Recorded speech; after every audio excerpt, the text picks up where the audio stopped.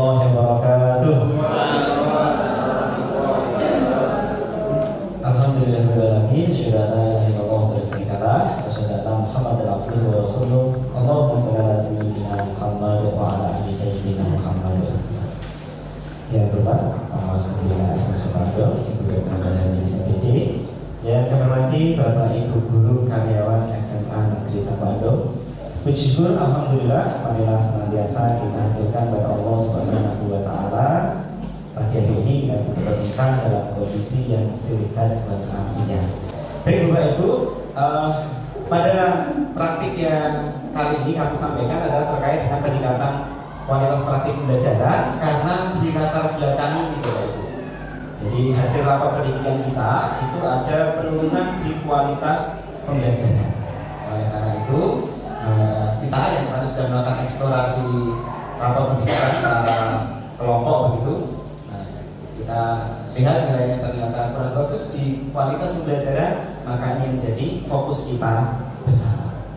Bapak Ibu, perencanaan itu menurut saya sangat penting, karena kalau gagal merencanakan sama saja merencanakan kegagalan.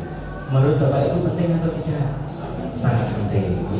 Nah saya yakin Bapak Ibu sudah membuat rencana-rencana terkait dengan pembelajaran. Nanti akan menyampaikan apa, nanti akan mendiskusikan apa, itu sudah terencana semua. Nah, oleh karena itu Bapak Ibu, ketika kita merencanakan sebuah aktivitas pembelajaran, apakah semua rencana itu pasti berhasil dengan baik? Belum tentu. Tetapi setidaknya kita sudah punya perencanaan akan kemana itu sudah jelas. Baik Bapak Ibu, kita sudah mulai tahapan ini dan kita semuanya alhamdulillah sudah menyelesaikan tahapan ini untuk perencanaan. Pemilihan Bapak Ibu banyak sekali kan yang positif dan sebagainya. Baik Bapak Ibu, berikutnya pada saat praktik pembelajaran tadi Bapak Ibu menyampaikan bahwa yang namanya rencana tidak semuanya bisa berhasil dengan baik. Pasti ada kendala atau tantangan-tantangan yang membutuhkan kreativitas Bapak Ibu agar pembelajaran tetap berlangsung menyenangkan dan bermakna.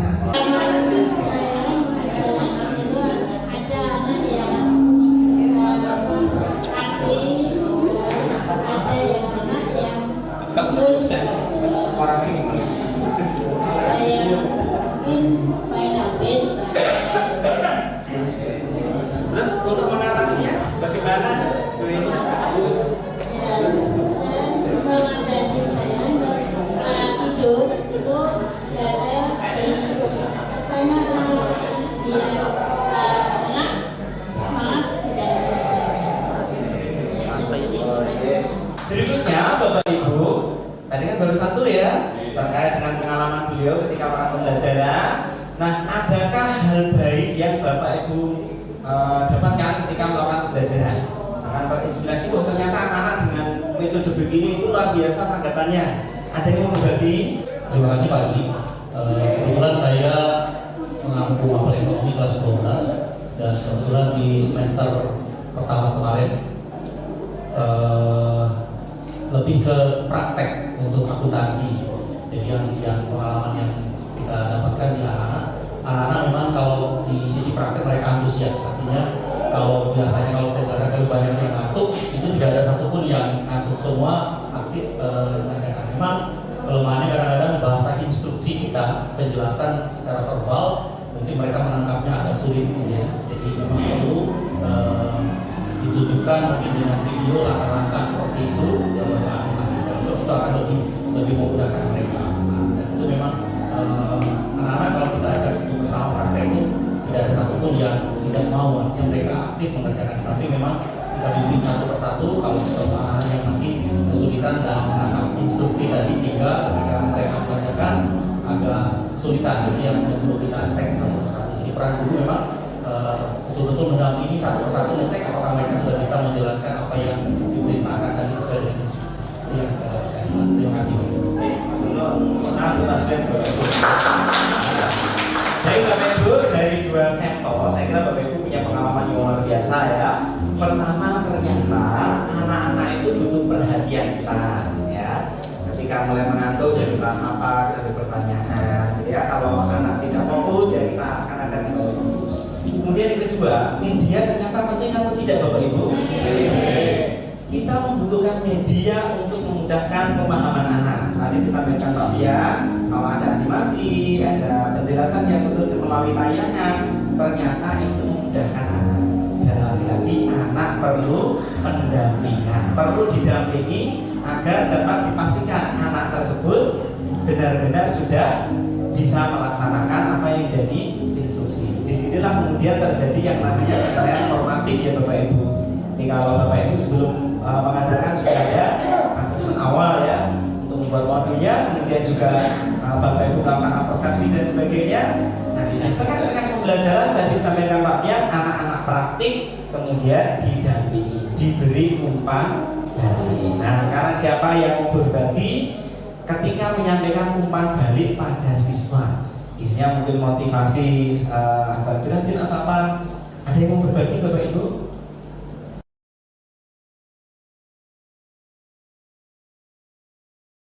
Oke ya, makasih untuk waktunya berikan kepada saya ya. Untuk pembelajaran bahasa Inggris pada saat anak mengerjakan LKPD lembar kerja itu ya, lembar kerja itu saya berikan umpan baliknya itu kita koreksinya dulu kan lembar kerja itu, kemudian kita bahas bareng-bareng, dianalisa secara bareng-bareng. Jadi pada saat anak mengerjakan itu, kemudian kita bahas, tidak langsung saya yang menganalisa, tapi teman-temannya.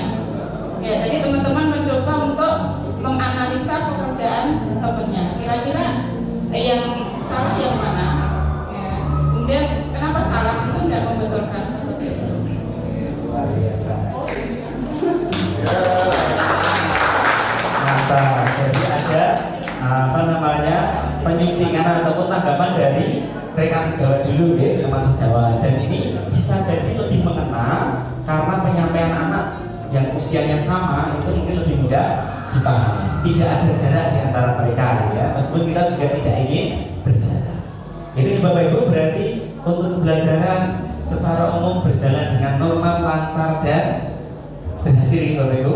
Alhamdulillah. Oke Bapak Ibu, ini sudah kita lalui bersama dan tim observer sudah melakukan observasi pada pembelajaran yang dilakukan oleh Bapak Ibu semuanya. Nah, sudah ditetapkan juga bagaimana gradingnya Bapak Ibu. Nah, kemudian Bapak Ibu, kita sudah mulai masuk ini baik secara individual ataupun secara berkelompok. Kalau tidak salah dulu di perpustakaan ya Bapak Ibu. Ya, di perpustakaan kita sudah melakukan refleksi juga. Bapak Ibu menyampaikan banyak hal terkait dengan pembelajaran yang sudah dilakukan. Nah, saat ini Bapak Ibu saya ingin mengetahui Bapak Ibu ketika sudah melaksanakan praktik pembelajaran apa yang mau ditingkatkan Bapak Ibu. Oke, saya yakin Bapak Ibu memahami bahwa yang namanya hari ini harus lebih baik daripada hari kemarin dan hari esok juga lebih baik dari hari ini. Nah, dari pembelajaran yang sudah super sebenarnya ya dilakukan Bapak Ibu, apa yang ingin Bapak Ibu tingkatkan? Tindak lanjut yang akan kami laksanakan terkait dengan pembelajaran saya adalah meningkatkan pemahaman saya terhadap peserta didik. Jadi saya berusaha untuk tidak memvonis siswa atau marah karena saya itu pemarah. Jadi siswa itu kalau ada ngantuk, sirah ditaruh di meja itu sekarang ditanya dulu ada apa. Kemudian saya berusaha lebih memahami latar belakang siswa, mengingat kelas yang saya ajar itu kelas pojok-pojok sini itu banyak siswa yang bermasalah. Dan masalah itu bukan hanya dari anak, ternyata mereka datang dari latar belakang keluarga yang sangat-sangat beragam Pak. Jadi ternyata siswa-siswa itu di rumah kan ada yang kurang perhatian, ada yang keluarga bermasalah, dan itu bukan kesalahan siswa kalau mereka sampai di sekolah itu di kelas itu tidak fokus dan tidak mengikuti pembelajaran dengan baik.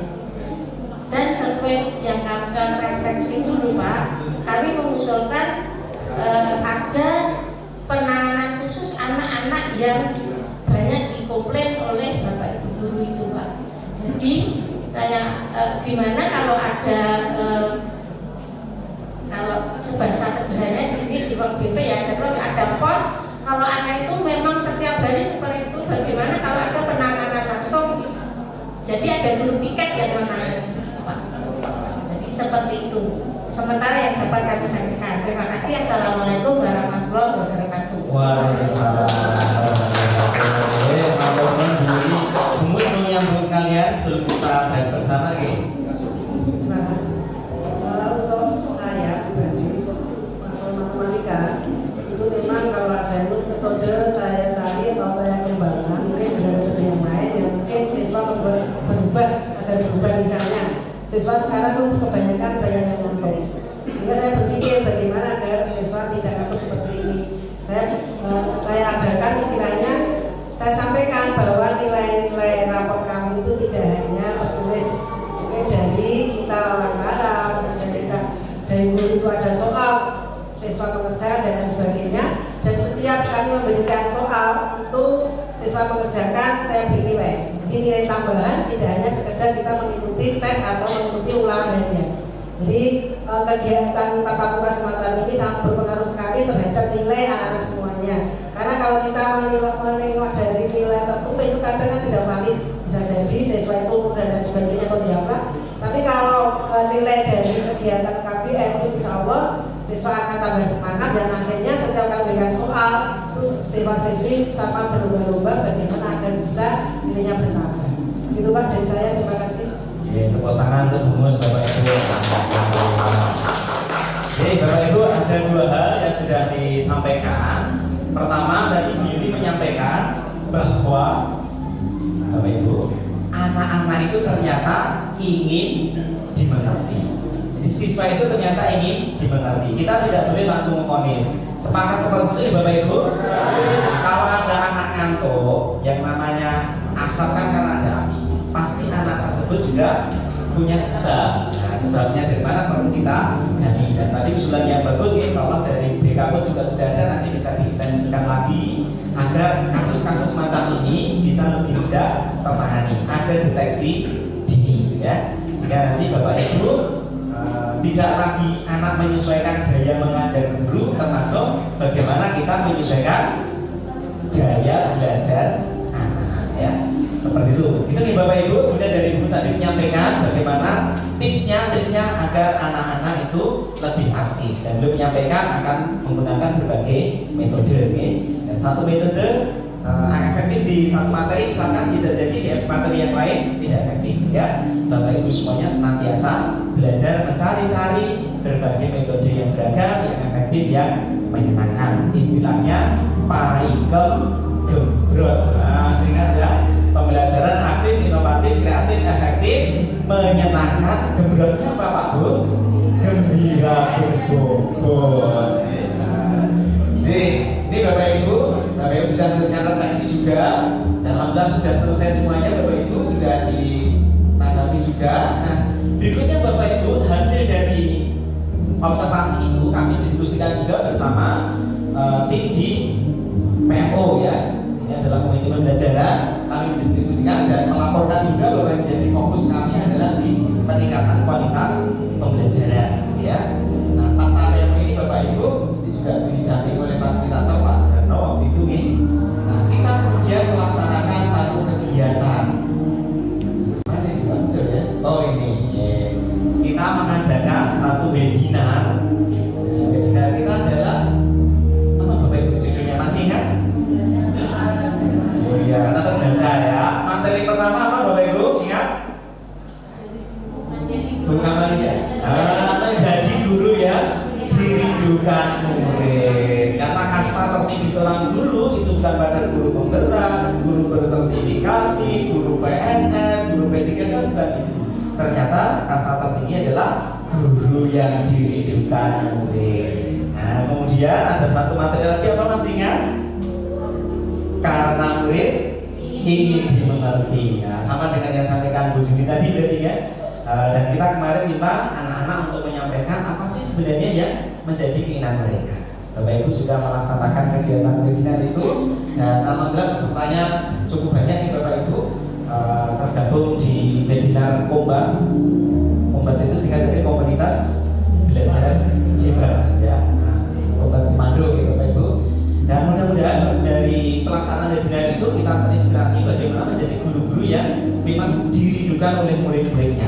Kemarin saya dan Pak Busnya dapat tamu itu ada alumni sini yang merindukan guru-gurunya waktu itu. Ya, ada Bu Harim, ada Bu Busnya, satu lagi Bu siapa gitu ya. Yang, beliau terkesan sekali ketika belajar bersama Bapak Ibu guru waktu itu. Dan saya sangat berharap Bapak Ibu demikian, dikenang oleh murid-muridnya, dirindukan oleh murid-muridnya. Ilmu yang Bapak Ibu berikan ini berkah manfaat dunia akhirat ini Bapak Ibu. Amin. Nah, ini yang sudah kita lakukan Bapak Ibu. Kemudian yang kedua, Bapak Ibu telah melakukan pengembangan kompetensi guru tidak melalui webinar saja, tetapi juga melalui belajar mandiri di PMN. Dan ini terpantau dengan baik. Alhamdulillah ada progres ya. Meskipun mungkin tidak semenggebu-gebu yang dulu ya, karena dulu kan memang ditarget gitu ya. Tapi sekarang memang Bapak Ibu di dalam tahun ada batasan juga ya, ketika menggunakan PMM ini seperti keikutsertaan ataupun aksi nyata di PMM itu ada batasan juga ya. Nah berikutnya Bapak Ibu sudah berakhir ini karena sudah dilakukan upaya-upaya, kita diskusi melalui mobil dan sebagainya. Ini ada satu pesan penting yang perlu kita perhatikan bersama. Ini terutama guru fisika ya. Ada Bu Rahayu, ada Pak Holik ya. Nah, ini pasti sangat paham ya. Yang namanya perpindahan, perubahan itu karena adanya usaha dibagi gaya. Jadi kalau ingin banyak perubahan, apa yang dilakukan Bapak Ibu? Memperbesar usaha, tidak kebanyakan gaya. Kalau kebanyakan gaya, pasti suatu ketika mati gaya ya. Begitu.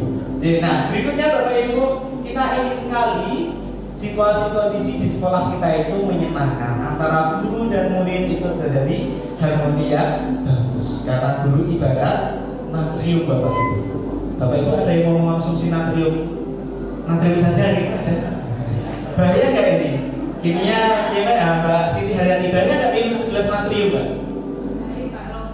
Bahaya ya. Nah, guru ibarat natrium, murid ibarat klorida. Klorida itu diminum sendirian itu bahaya nggak Bu? Bahaya juga ya. Tetapi Bapak Ibu, ketika natrium dan klorida ini disatukan, dia berubah menjadi garam dari NaCl ya. Ketika guru dan siswa ini sudah klik, semangat mengajar, semangat belajar yang sama, ada pertemuan pembelajaran, semuanya menyenangkan.